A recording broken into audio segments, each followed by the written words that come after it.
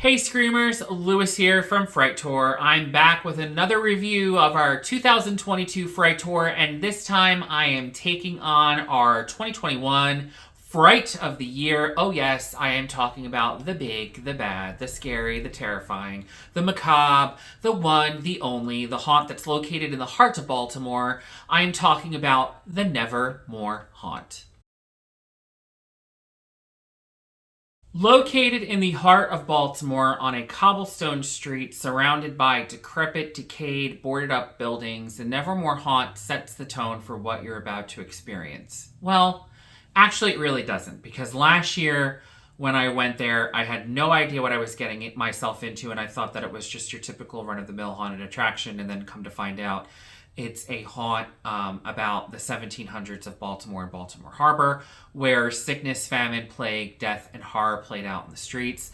So it definitely caught me by surprise and, again, won my heart. And yes, oh, so terrifying. So going into it this year, knowing what they are capable of and what to expect and the storyline, I was a little worried that the place would lose its punch, that I wouldn't find it oh so amazing and still be in love with it. So let's waste no more time.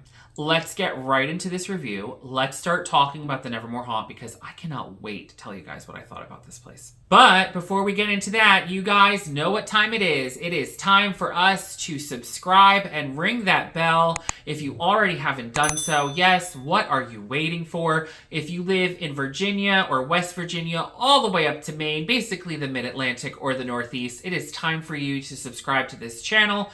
I will tell you guys where the best places to scream are in each of your states.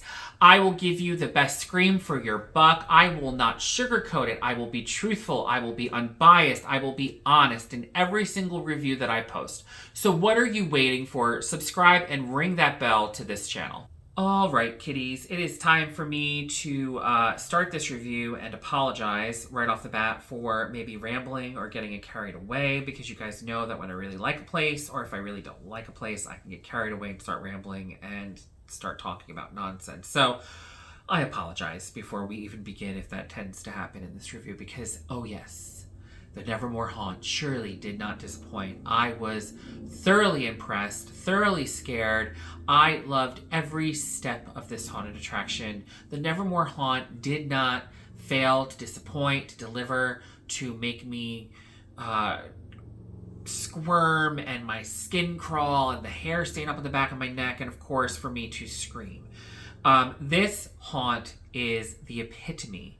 It should be used as a guideline of what a haunted attraction should be made from. Everything from start to finish, every step, every minute, every second of this attraction was absolutely impeccable. Timing, lighting, set design, scares, actors, etc. You name it, this place was perfect. It is authentic, it's original, it's well put together. It feels polished. It doesn't feel over polished to the point where it becomes like Disney, where I'm like, oh, I hate Disney.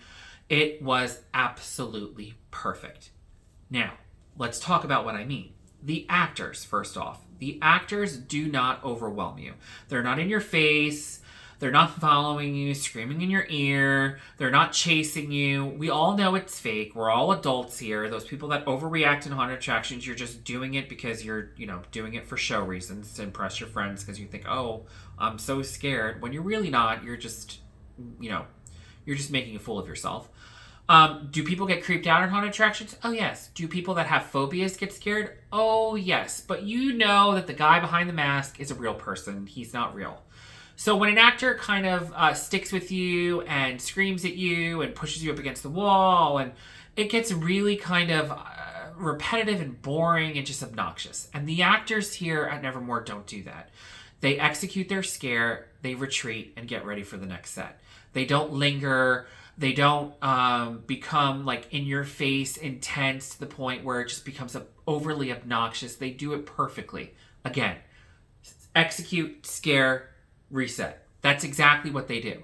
Now, as far as the sets go, the sets aren't overly done to the point where they're overwhelming. There aren't a lot of animatronic props. If there are any, they're perfectly placed to scare you or push you into another scare. The sets themselves are detailed, but it is dark. Okay, this is probably one of the most darkest attractions that I've ever been to that doesn't call themselves a pitch black attraction.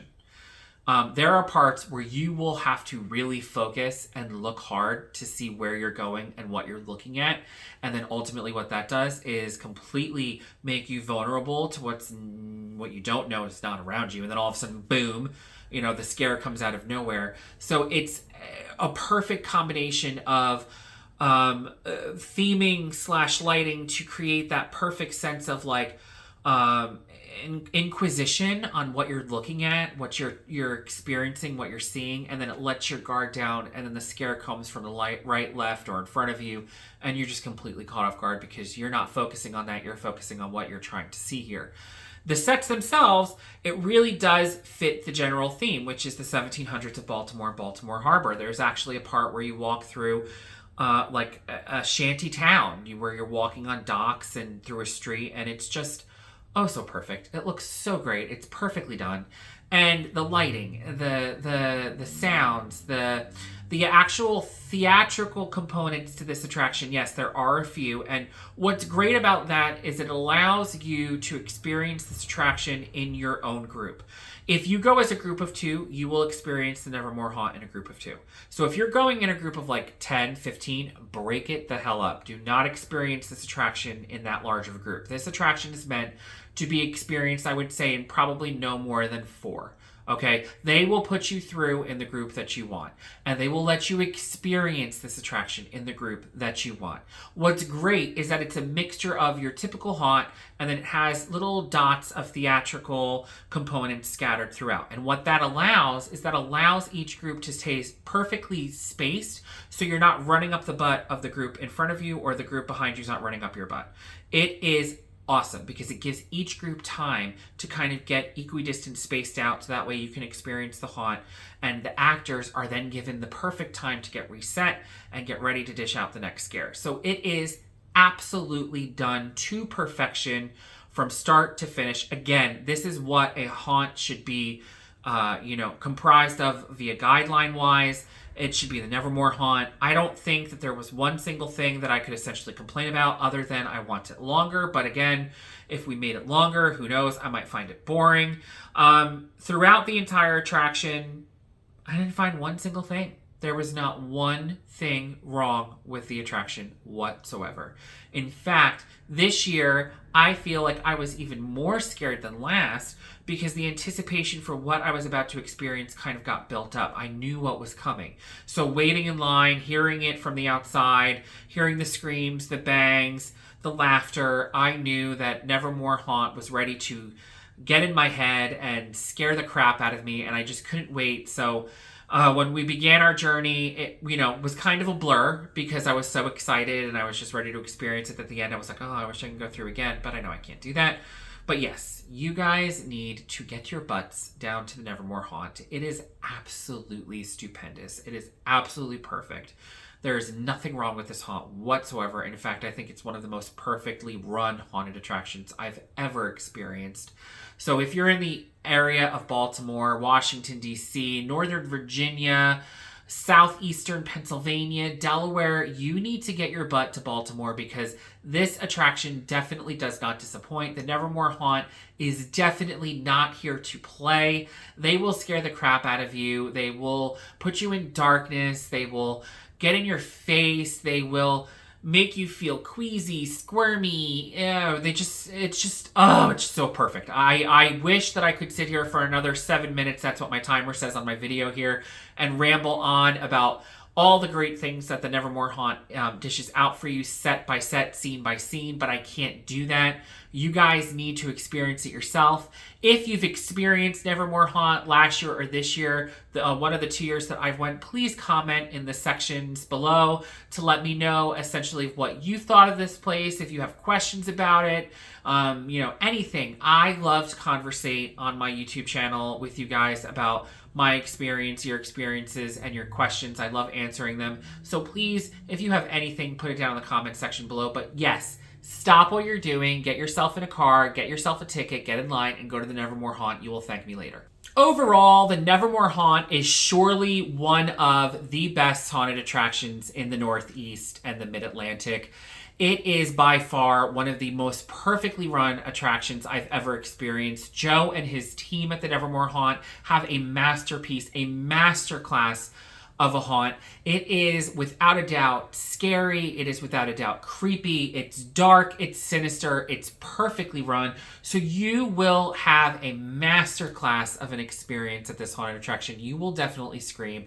I can be sure of that. So that is why Nevermore Haunt is not losing its 5 skulls out of 5. It is keeping that high ultimate rating from me here at FrightTour. It is still, without a doubt, Baltimore's scariest. We don't know about Northeast or the overall general area yet because we still have 4 more places to go. But as of right now, it is still Baltimore's scariest haunted attraction and best haunted attraction.